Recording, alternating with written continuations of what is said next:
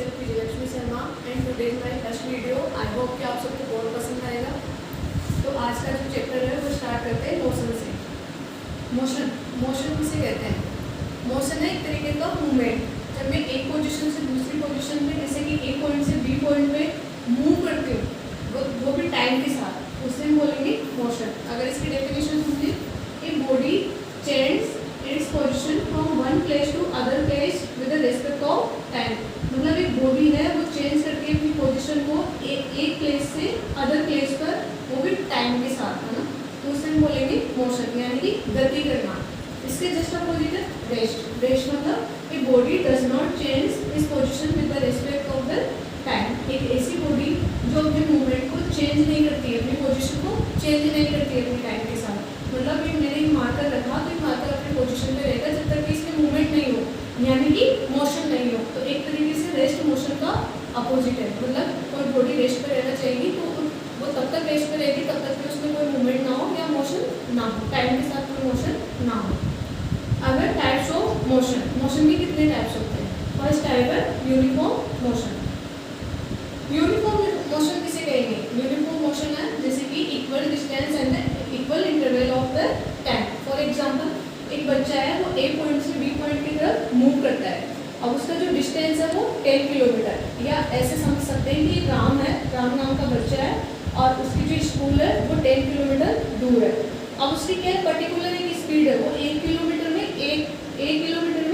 एक घंटा लेता है। मतलब वो 1 घंटे में 1 किलोमीटर ही तय करेगा, इससे ज़्यादा वो तय नहीं कर पाएगा। इसको मतलब उसे 10 किलोमीटर तय करने में 10 घंटे लग जाएंगे। उसकी वो फिक्स स्पीड है, एक स्ट्रेट लाइन में वो फिक्स स्पीड में चल रहा है, इसे हम बोलेंगे यूनिफॉर्म मोशन।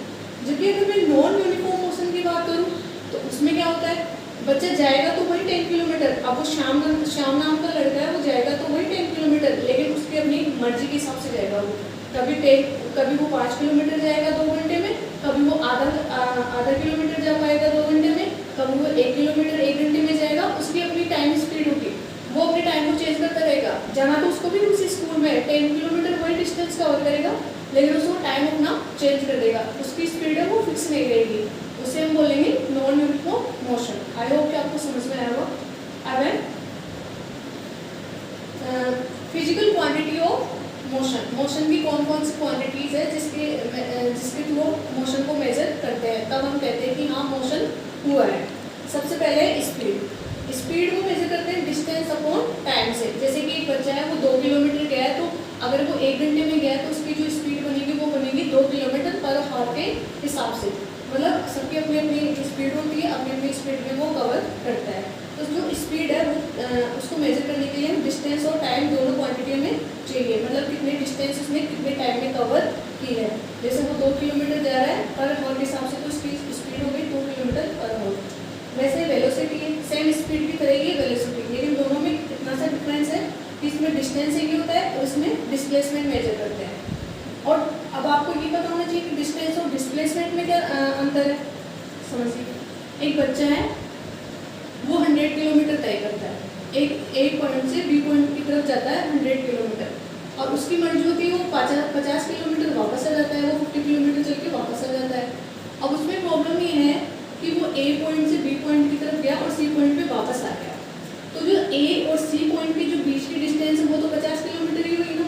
ये मैटर नहीं करता कि वो कहाँ तक गया है फिर वापस कहाँ तक आया है। वो लास्ट पोजीशन उसकी क्या है, उसकी लास्ट पोजीशन है सी पॉइंट, यानी कि उसने 50 किलोमीटर जो डिस्प्लेसमेंट है वो कवर किया है। उसका जो डिस्प्लेसमेंट होगा वो ओनली 50 किलोमीटर होगा।